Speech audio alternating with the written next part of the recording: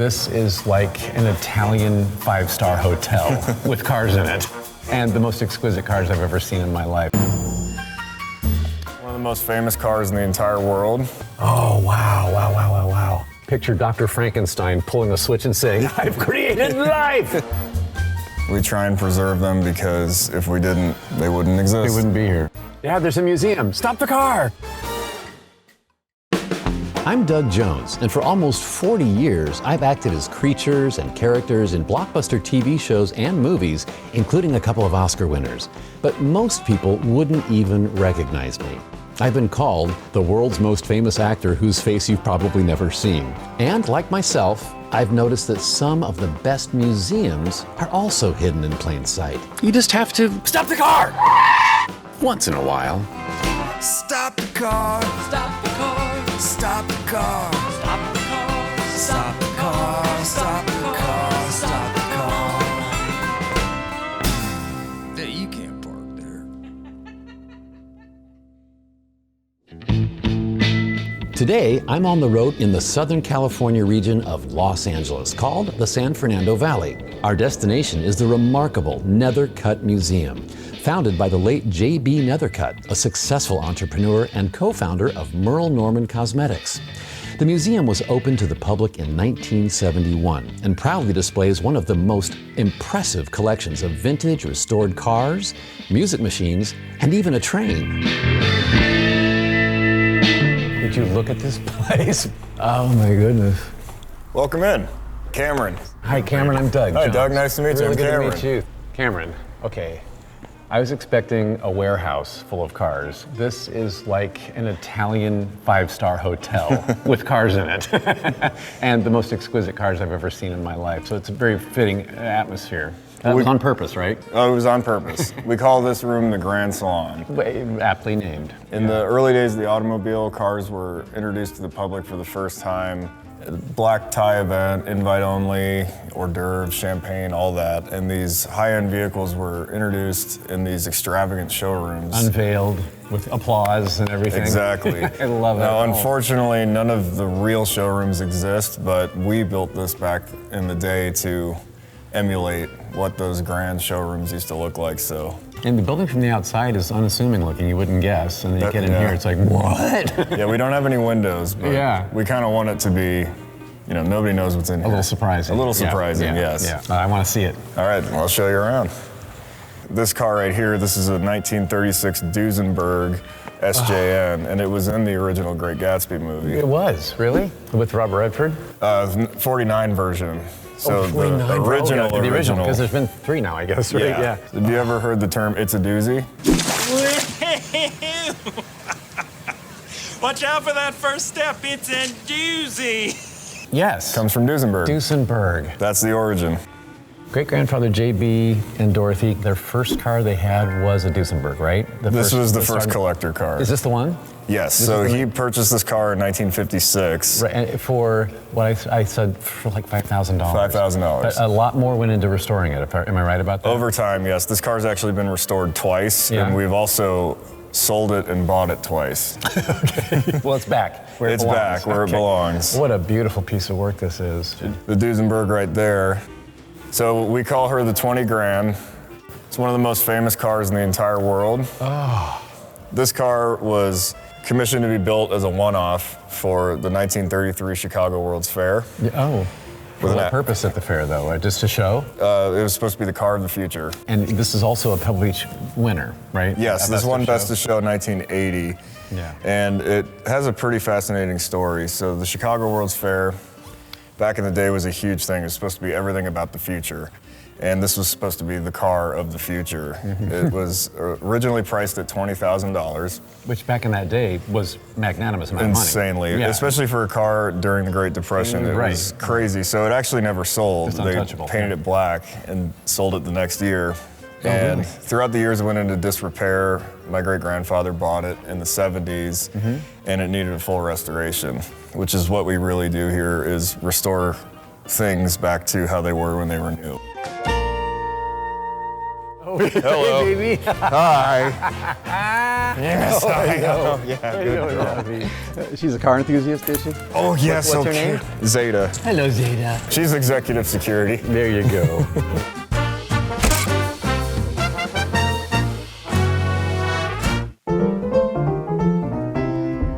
The 1934 Packard is probably our best example of what we do.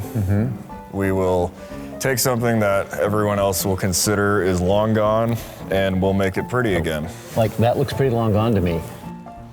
Yeah, it was sold in Utah, and they tried to transport it to the East Coast. It broke down somewhere in Wisconsin and just deserted outside. Oh, is that right? But after years of love and a little bit of money, this is what she looks like today. Can I ask how much money it would take to get it from that condition to this pristine, as-new condition? Now, if we had to do something that extensive, I mean, you're talking a couple $1 million. A couple $1 million to restore and to rebuild.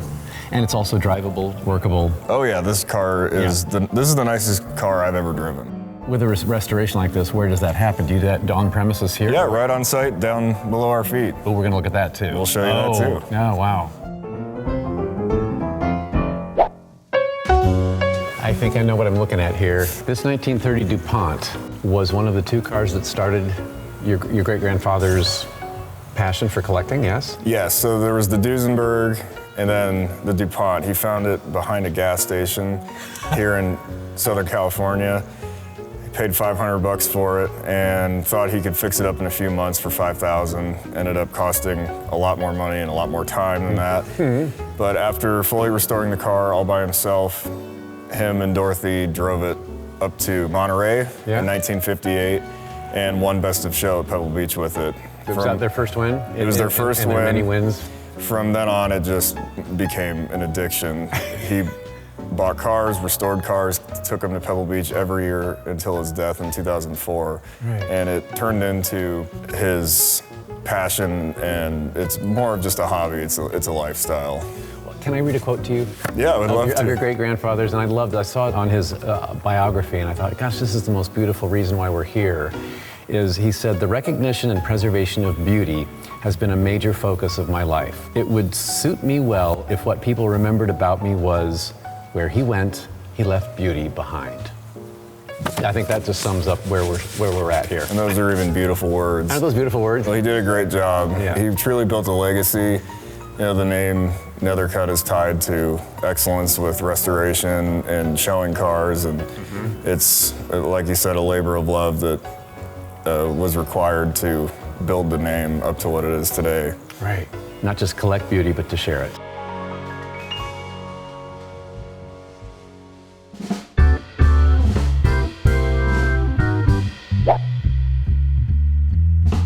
All right, Doug, so what do you think this is? You're asking someone who's not mechanical at all, but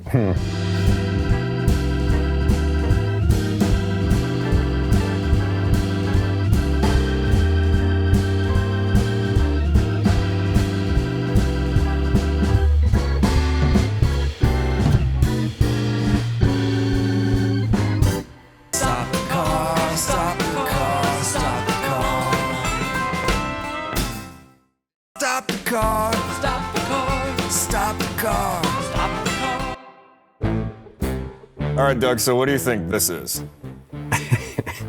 You're asking someone who's not mechanical at all, but I come from movie land, so I'm thinking I can picture Dr. Frankenstein pulling a switch and saying, I've created life! Is it that? Well, there is electricity and a lot of scary stuff involved. So this is actually how you would charge your electric car from 1914. There were electric cars in 1914? There were electric cars, gas cars, and even steam cars back then. Is that right? Steam? Can we run cars on steam now? They'd be a lot cheaper. Well, they idle at about 1,000 degrees Fahrenheit, so that's why they never came to fruition. They scared people. They blow up. Okay. So this is how you charge the car right behind you. Oh, this is electric. This is electric. It's a 1914 Rauch Lang. And you get about 50 miles on a charge, which isn't bad for that era. For that era, it was pretty good. Now that gets you to downtown. You can't come home. Exactly. This is electricity, obviously, but it has tubes, just like a TV. Like a guitar amp or an old TV, yeah. Or a radio, yeah. And it does look very... Huge tube. Yeah. Mad science. That's what it looks like. Yeah, Dr. Frankenstein works here. But that's how you would charge it, and it still works. And it still works. This still runs. Still runs. Get out of here. This car doesn't even have a steering wheel. It has a tiller. Oh, is that it? Yeah, so it folds down, and you kind of just do one of these. Do that. That's scary. I haven't driven this car, but the guys who work in the shop who have, they say it's terrifying. It would be. So you're driving, because we're used to this and having control of every little jot and tittle. That sounds like you're a sailboat. Like, man, well, I hope this works. It's basically where's the wind? Basically just a horse carriage. Yeah. Powered by batteries. Hence the name on the license plate, horseless carriage. Exactly. There you go.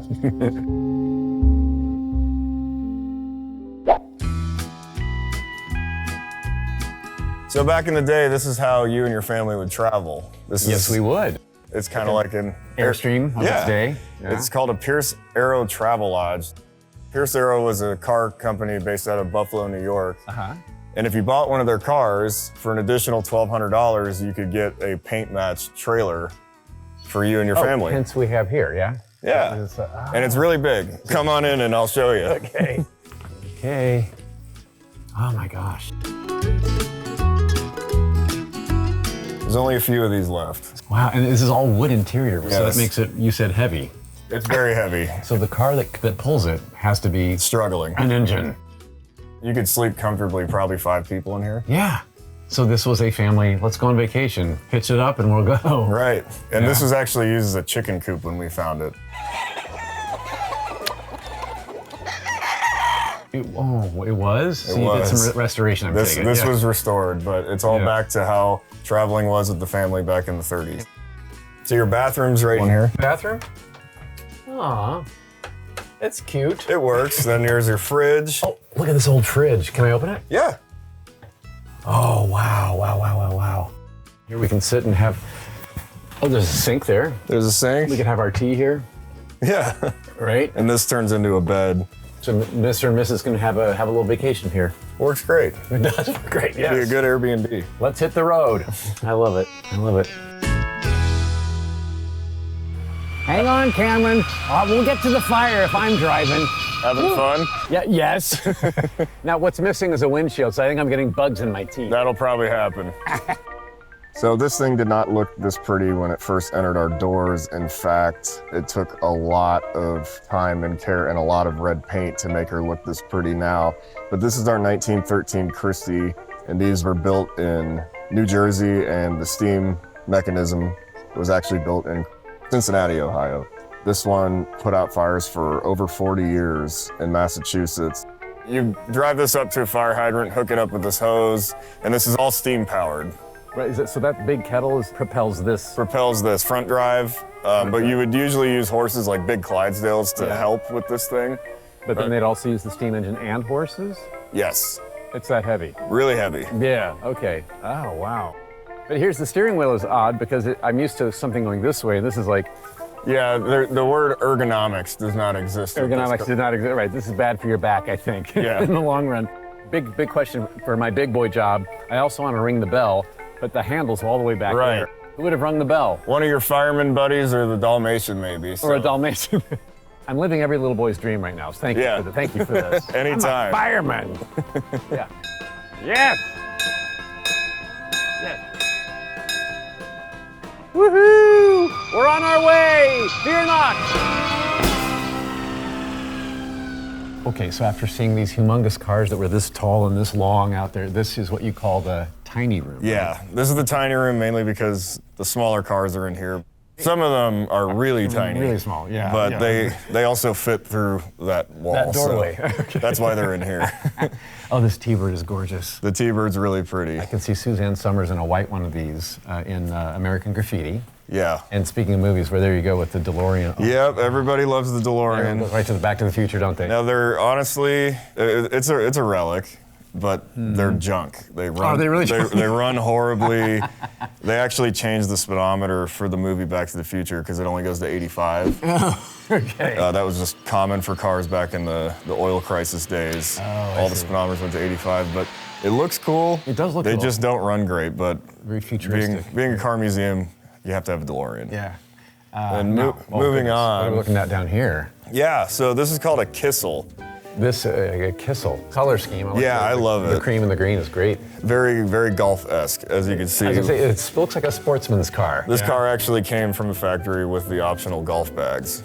I don't know if it came with the clubs, but you had the bags. Yeah, buy your own clubs, but the golf bags came standard on this car? That's right. And the seat back there, too. Yeah, we call those rumble seat. And it's super fun to ride in the back of those. Of course, the wind in your hair. It's great. All right, Doug, well, I want to show you one of our tiny cars. This is a 1952 Fiat. You'd be surprised, it's actually kind of spacious in here. It doesn't look, I'm towering over this one. You are towering over it. It does have a rag top, so if your head can pop out a little like a convertible, but it's kind of spacious. Okay, well, shall we see? Let's give it a try. I've done this before. Okay. Stop the car, stop the car, stop the car. Stop the car, stop the car, stop the car, stop the car. All right, Doug, well, I want to show you one of our tiny cars. This is a 1952 Fiat. You'd be surprised, it's actually kind of spacious in here. Shall we see? Let's give it a try. Thank you. Well, okay, butt first, head tuck. I've done this before. I'd say that's a perfect fit, wouldn't you? Yeah. Honk, honk. But honestly, yeah. It'll work. The steering wheel's hitting the Yeah. thing, yeah. There's not a whole lot of width either, too. You got to get chummy with whoever's riding with you, right? The steering wheel's so thin, too. It's like a pencil. It's dainty. There you go. I can check my lipstick and keep driving, right? Now getting out's gonna be the... Yeah, let's see how gracefully you do that. Like my Auntie Norner once said, she was finally wealthy enough to have sports cars and too old to get out of them.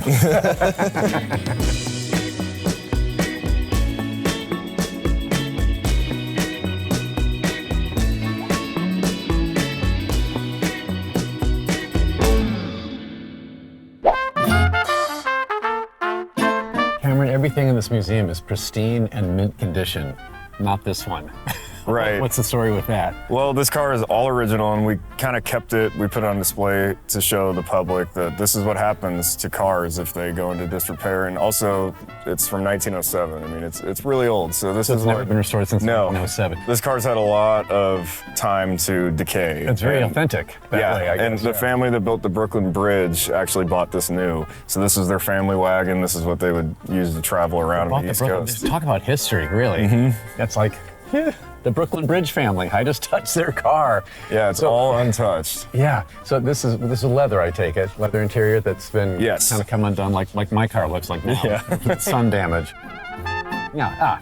Fun part about this. I was looking at this horn thing. It's like, wait, why would that be behind the driver's head? And I followed the tubing, and it went all the way to, Dad, I have to go to the bathroom. Stop the car. Or Dad, there's a museum. Stop the car. Right? Exactly. So that's how you could yell at your parents, or if you were chauffeured in a car like this, you could yell at your driver to speed up or slow down. You made the wrong turn. You're scaring me. Yeah. Things were a lot different back then. Now the tires too are well, they're huge, but they're thin. Was that how they were all done back then? Pretty much. Wood spokes. These are wood. Wood spokes. Wood spokes. Believe it or not, they're not that bad. Really? They're pretty strong. Well, they're painted. They look metally. And I also, a little question, I've noticed a lot of the models of cars have headlights in the front, but also lamps up here. Are those the turn indicators, or? No turn indicators back then. No. So most headlights of the early days of the automobile actually were just so pedestrians could see you coming. Oh, most people didn't. didn't. The way. Yeah, nobody really drove at night in the early days of the car. Oh, okay. But they're gas lamps, basically, so you have to light them. All of them. Oh. And you wouldn't want to drive it at night. You're not seeing anything. No, yeah, I got it. I see. Oh, okay. Still drivable or no? This one is not. The engine's all seized up. Right, but I'm told that everything else in here is still drivable, right? Yes, everything is still turnkey, ready to go. But they're all driven at some point. We drive them all the time. As you should.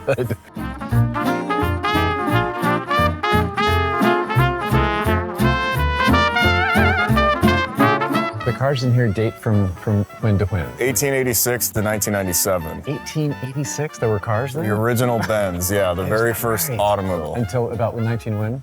97. It's all the way up to 97. An electric car from 97, it's a piece of junk. It's a piece of junk.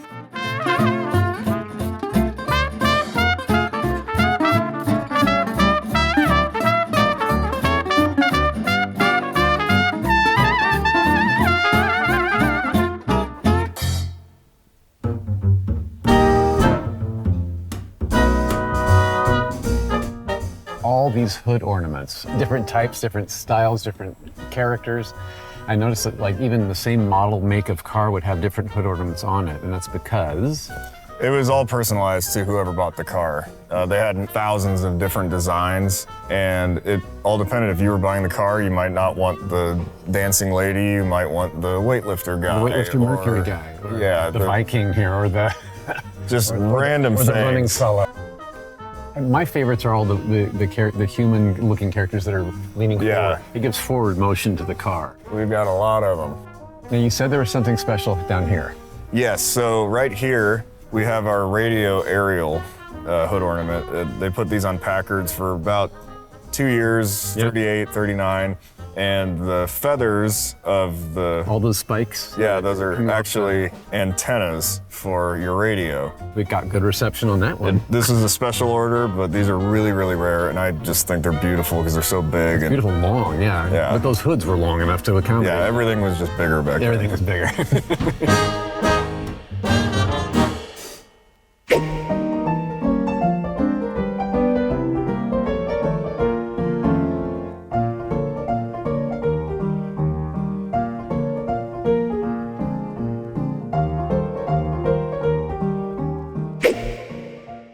I'm looking at wood spokes again, and I can actually see their wood this time. That's a common theme here. Yeah, okay, now this car, I saw the plaque, it's a Knox. A Knox, yeah, Knox Little Six.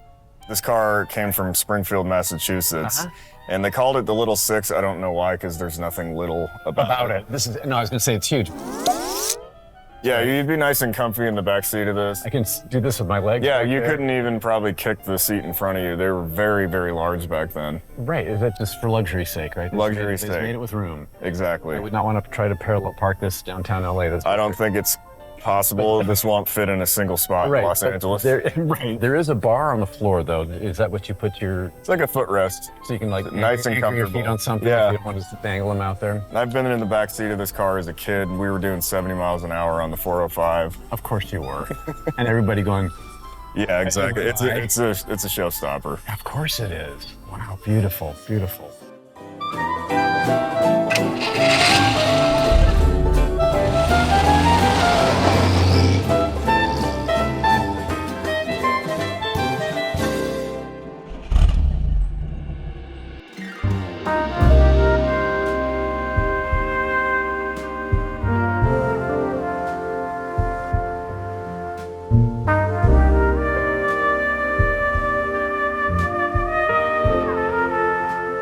I have never seen anything like this in my life, and is that because it's a one-off? This is the only one of its kind, yes. Is that right? This car has an incredible history. It's a 1931 Bugatti Type 51, and it's called the Dubos Coupe. It's a coupe, all right. It's a French car. French. The value must be, how do you put a number on that, a price on that? Well, it's hard when it's the only one of its kind, but you know, we have a good idea that it's pretty pricey. It's up there, but at the end of the day, as much money as this may be worth, it's irreplaceable. Right, if it crashes, that goes for almost everything in here, right? Yeah, everything in here is really, really rare. And, there's a number of them in this room specifically that they're the only ones of their kind. Of their kind. They're unicorns. Right, here's the unicorn stable. So it was actually a race car before. It looks racy. It was raced by two legendary French race car drivers, Louis Chiron and René Dreyfus. And when this car was retired from racing, a man named Andre bought it, and he had this beautiful coupe body built for it. And it's so it didn't look like this as a race car? So it used to be an open-bodied race car. Ah, okay. And then we had this coupe body put on it, and it's just a striking, elegant, beautiful car. Well, lines like this are so like unique and rare. I would use the word sensual, would you? Right. The term for this kind of design is streamlined. There you go. It looks like it's built for flight. Yeah, well, this thing's fast. Yeah, it'll do 140 miles an hour. Is that right? Every time we film it, it's just loud, it's fast, it's terrifying, it's everything you want a car to be. Exactly. Right. So speaking of the name Bugatti, that's not a car name that I had heard of before myself, but we're in a room full, and this entire museum is full of cars of names that I've never heard of before, manufacturers that don't exist anymore. Because you said sure. You said there were 315 car manufacturers at one point, right? Right. That was back in the day. The Great Depression in America really wiped out tons of amazing manufacturers like Duesenberg, Packard. Toyota, Nissan, we don't see those here. Right, yeah, it's all the old stuff. These are names that came and went.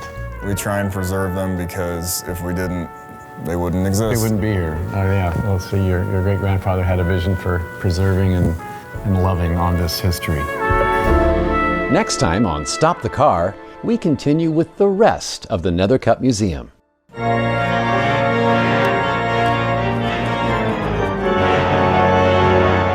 You did great. It sounded awesome. Take me away, Cameron! Your tea, sir. How kind of you. I love being rich. I'm having the time of my life today. In future episodes, I want to give you a peek into my family. Well, my production crew family. Oh, I've been real good. How about you? These dedicated creators not only accompany me on visits to remarkable museums, but also join me in exploring the surrounding areas, local cities and towns. He's a big guy.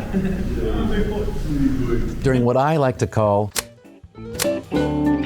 family time.